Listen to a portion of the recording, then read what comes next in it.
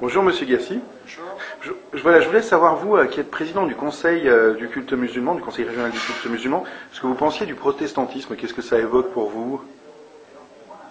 C'est vrai qu'il y a beaucoup de similitudes entre le protestantisme et l'islam dans les structures, dans l'organisation, etc., dans la conception de comment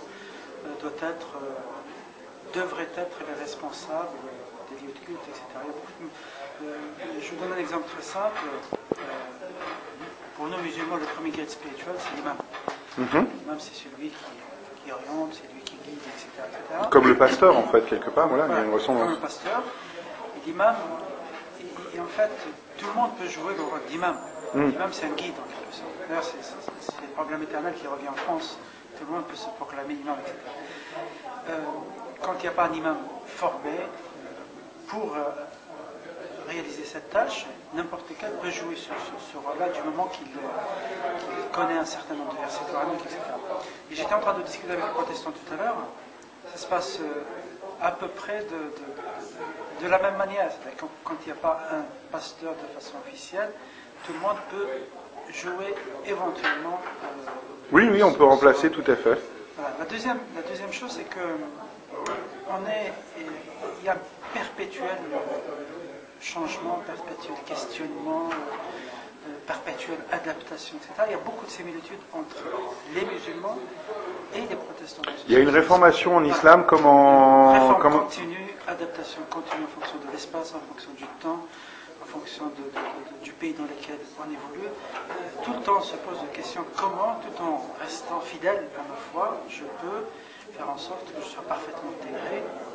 Alors, comment ça s'articule justement cette nécessité, cette réforme qui se fait en protestantisme comme en islam, avec par exemple le fait de suivre la voie du prophète qui est arrivé il y a quelques centaines d'années quand même? Comment ça s'articule cette réforme et la nécessité d'une fidélité au prophète? C'est très simple, c'est que dans le Coran, qui est le premier texte fondateur, il y a deux types de lois en quelque sorte. Il y a les lois fondamentales, qui elles ne dépendent ni de l'espace ni du temps, la façon de faire la prière, la façon de jeûner, la façon de faire le pèlerinage, etc. Et dans lesquelles on ne jeûne pas du monde, et on le fait tel que le faisait le prophète. D'accord. Il y a 14 signes. Il y a dans le Coran, il y a ce qu'on appelle les lois circonstancielles, qui elles vont dépendre en fonction de 4 paramètres, en fonction de l'espace, en fonction du temps, en fonction de l'état d'esprit du musulman, et en fonction des us et des coutumes du pays dans lequel je vis. D'accord. Je ne peux pas vivre l'islam d'aujourd'hui comme on vivait il y a 14 siècles. Et ça, c'est l'immense majorité des lois dans le Coran sont de ce type-là. Il y a très exactement 250 versets coraniques qui constituent les lois fondamentales. Le reste, dans le Coran, il y a plus de 6300 versets coraniques. Donc 3% seulement représentent des lois fondamentales qui restent inchangées dans l'espace et dans le temps.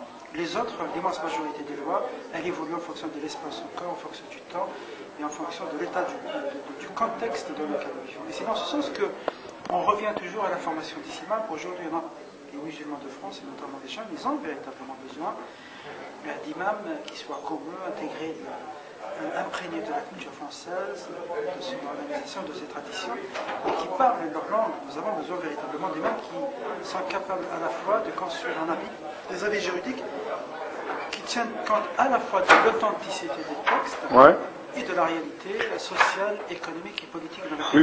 Vous voulez des fatwas dans le sens des commandements, des recommandations qui soient faites en France, qui soient adaptées à la réalité française, plutôt qu'on lise une fatwa sur un site qui n'a rien à voir avec la réalité de chez nous? Par définition, la fatwa ne peut pas s'exporter, parce que la fatwa doit tenir compte du contexte dans lequel on ne peut pas concevoir une fatwa qui vienne d'Arabie Saoudite ou de je ne sais quel autre pays. C'est pour ça que chez les sunnites, d'ailleurs, il n'y a pas de centralité, il n'y a pas un gars qui donne des fatwas, c'est des fatwas qui sont données à plusieurs endroits possibles. Il n'y a pas un commandeur. Voilà. C'est quelque chose qui est bien, mais c'est quelque chose qui, en Europe, commence à poser un problème aussi. Il n'y a pas de hiérarchie cléricale dans l'islam, à l'image des catholiques par exemple, et du coup, à la même question, on peut trouver plusieurs réponses, et comment trouver la réponse qui s'adapte. Et bien ça, c'est pas justement une similitude aussi avec les protestants, ou quelque part, nous on est tous avec nos Bibles, et on se dit, tiens, on a telle interprétation, et à la fin, peut-être qu'il faut un peu mélanger tout ça, réfléchir un peu. Voilà, il y a cette similitude avec les protestants. Aussi, nous n'avons qu'un seul texte fondateur, nous n'avons qu'un seul Coran, mais nous avons plusieurs lectures possibles du Coran, ce qui a donné l'islam de France, l'islam d'Europe, l'islam du monde entier, traversé par plusieurs courants de pensée, plusieurs tendances, plusieurs écoles, plusieurs obédiences.